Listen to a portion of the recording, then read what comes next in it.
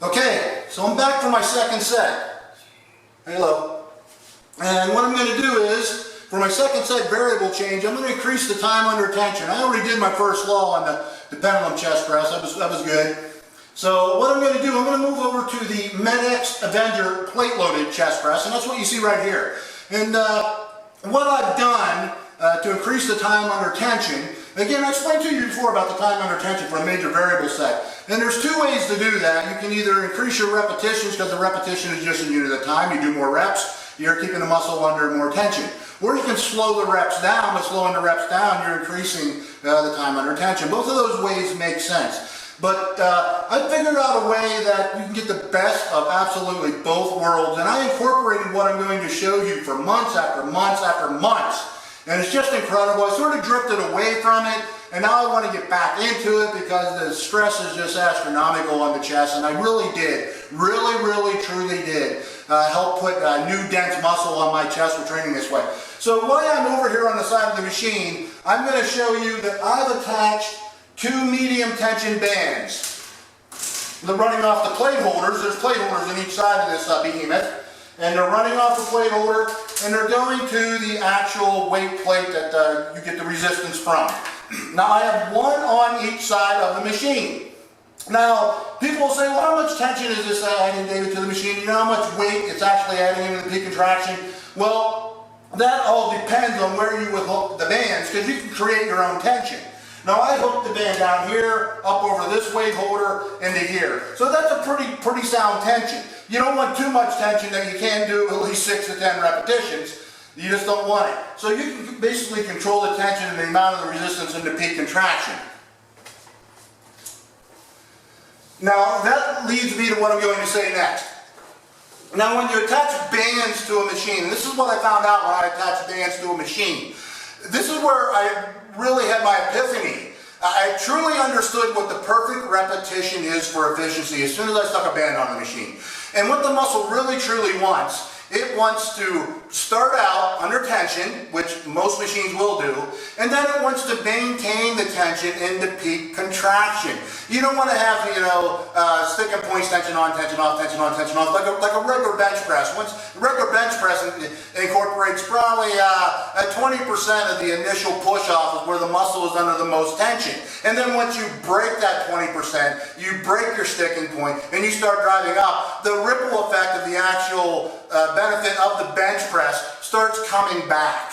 At the first 20%, you have that ripple going out and causing the full contraction on the muscle. So when I added bands to the machine, what this does, this creates a constant increase in tension into the peak contraction. It's just fantastic.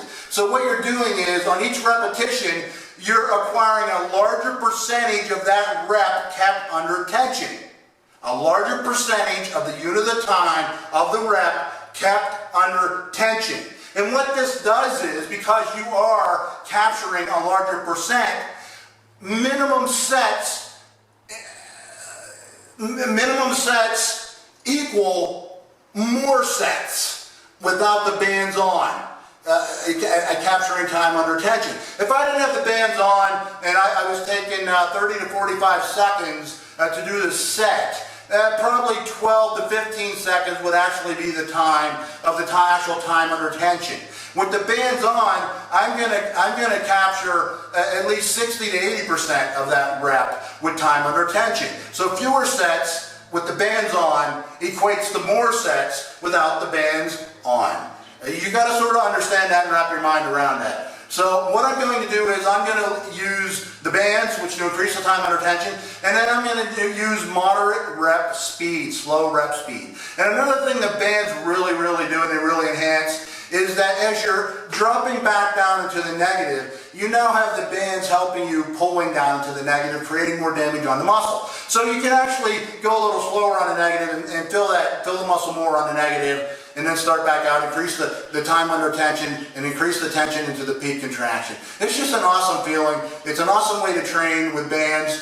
They're easy to set up on machines, especially Smith machines, because mostly all Smith machines have plate holders on the sides, and you can run bands too, and it's very easy. You can go through many of my videos And you're going to see me following the first law of hypertrophy on a Smith machine without bands. And then you're going to see me putting bands on for my second set of time under tension. Anything more than 6 to 10 repetitions is awesome because you're capturing a larger percentage of the repetition, which in and of itself equates to much more repetitions without the bands on, or more sets without the bands on. So I'm showing this position of the whole machine because I got asked the question of where you put your feet on here, and someone thought that it's down on the platform, which is extremely uncomfortable. And I'm going to show you the foot pedal mechanism, or the arm mechanism that's going to raise out the handles on here to get you in nice and easy. And then I'll show you where you can exactly put your feet on here, which is ultra comfortable. And the machine itself is just ultra comfortable machine. Now I'm going to take more or less a wide grip here on this. You can take various grips. I'm going to take a wide grip. You can probably see the band stretching if you can actually see the black bands from this angle. I'm hoping that you can. Especially when I come up, you should be able to see them. Just a nice place to put your feet. You put your feet here, or if you're going super heavy, I hook my feet under here to really stabilize. But I'm going to use a lot of control in the repetitions and into the peak contraction. And you're going to go ahead and see this.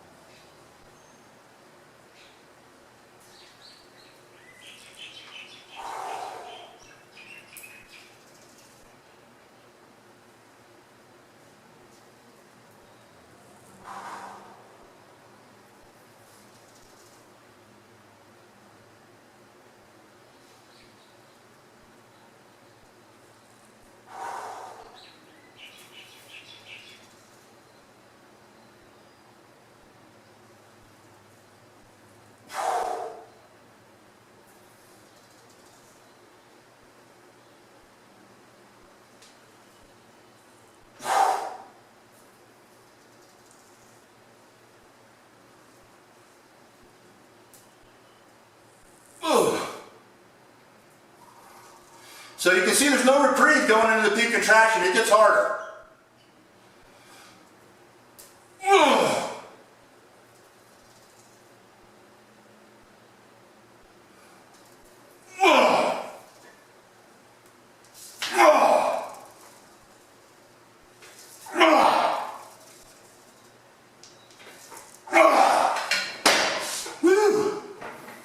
Man, that set felt just mind-blowingly good, I gotta tell you.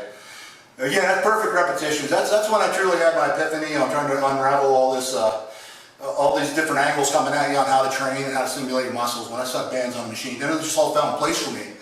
It slowly all fell in place for me on efficiency and what you're after on machines. Whenever I pick a machine in any gym I'm in, I try to find a machine that in my mind creates that sort of tension that bands do. Now, the machines can't effectively do it all the way than what bands do, but some machines are designed to create more tension than other machines. And that's what I look for, but I didn't know to look for that until I actually added bands to a machine. And then it truly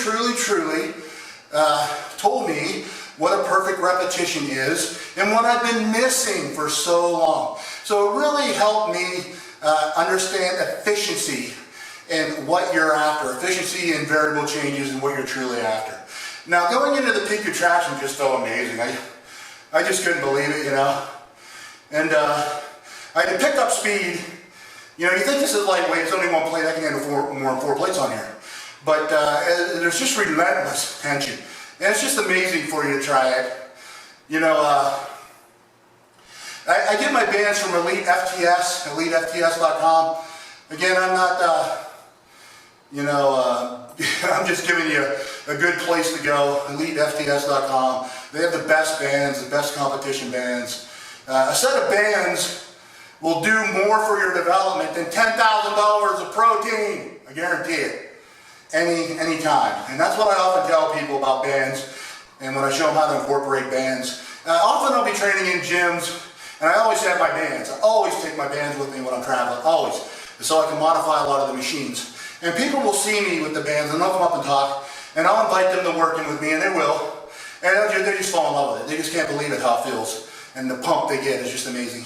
And they always say, I want to get a set of bands, I want to get a set of bands. Where do you get them from? And I tell them I go to Elite FTS. They just absolutely have the best bands. They have all different tension bands. They're rated. These are medium tension. I got multiple high tension bands on my calf machines that I use, because calves really thrive. Bands into the peak contraction.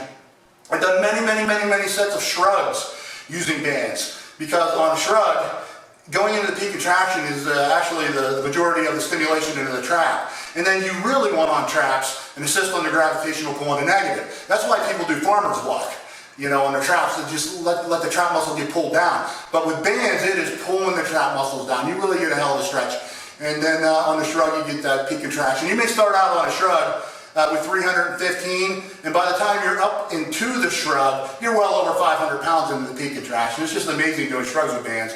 Amazing doing chest with bands. I don't really use shoulder or legs for bands. I can use bands for back on both ways, and I'm going to show you how to use bands for back. A few tricks that are just amazing. So, boom.